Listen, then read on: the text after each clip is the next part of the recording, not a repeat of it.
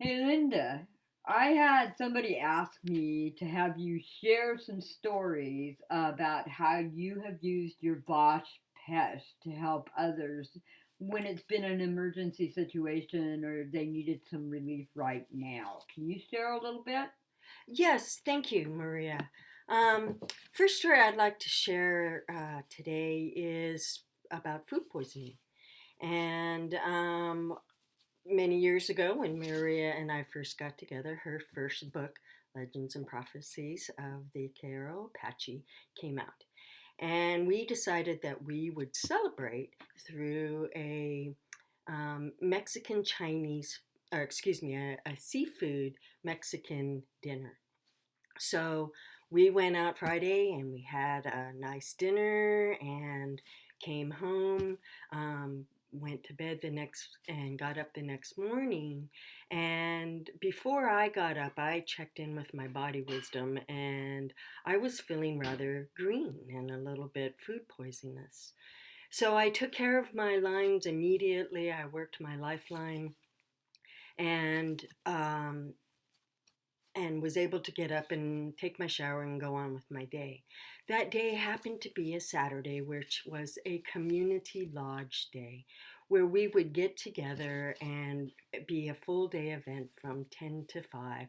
And we would do ceremony and ritual in the sweat lodge and a whole sunder of things that follows with that.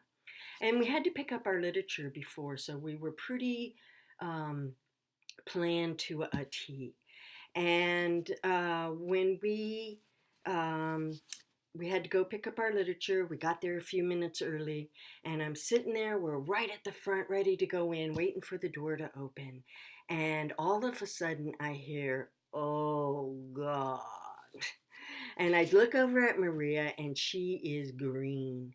And it took her little food poisoning a bit longer to set in than mine. So I said, "Okay, quick, give me your hand." She gave me her left hand, and I immediately started working her lifeline, which is all about health and vitality, to move that energy. It's when energy is stopped that we are have disease within our body, whether it be food poisoning or aches and pains. So I worked on her hand for about 2 minutes. And when we were done, the store opened and the color had come back.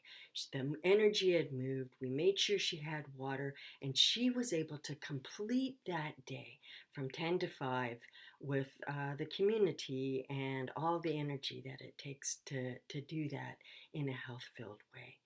And so that was one quick story of being right there and working with food poisoning. Another really quick story that I'd like to share is that we were on our way to to Georgia, and we were in the plane, and we were sitting towards the back, and the stewardess or the attendant was coming around asking for drinks. And she started at the back of the plane and was working her way forward. And the gentleman behind me, she asked if what drink he would like, and he said, "Well, actually, do you have some milk? I'm really not feeling too good. I've got some chest pain and a lot of heartburn that's going with it." And so the attendant really worked on not losing it. She kept her calm very well, and she calmly asked him, "Well, how long have you had this pain?" And he says, "Well, I actually had it before when I got up this morning, but I needed to make this plane, so I just pushed my way through." And so she's like, "Okay, well, I'm going to go look for a doctor to see if there's a doctor on the plane." And immediately my antenna went up, and I turned around, and I found myself kneeling on the seat with my face in this gentleman's space. And I said, "Do you need some help? It sounds like you have some chest pain going on." And the stewardess asked me, "Well, are you a doctor?" And I said, "Nope." So she went on her way to look for a doctor. And I said, "Okay, give me your left hand really quick." And so he presented his left hand, and I immediately started working on his heart line, which is all about the heart and about breathing and about our blood pressure. So I only had about 2 minutes where I was really able to work with him and work his line. And the stewardess came up and she said, well, we actually have two doctors on board today, and one of them is a gynecologist and one of them is a podiatrist. So we said, okay, but they needed to move this gentleman around a little bit so that they could get to him a little easier with the blood pressure cuff. And so I completed what I was doing, and as they were getting ready to move him, he looked me in the eyes and he said, "Wow, thank you," and went on to the seat above, one above in front of me and diagonally across, so I could really keep a good eye on him. And as they were getting him all settled, the gentleman that was seated next to him, and I don't know if they were traveling together or not, he looked me in the eye and he said, "I don't know what you just did, but I know what you just did." So then the two doctors took shifts with taking the blood pressure.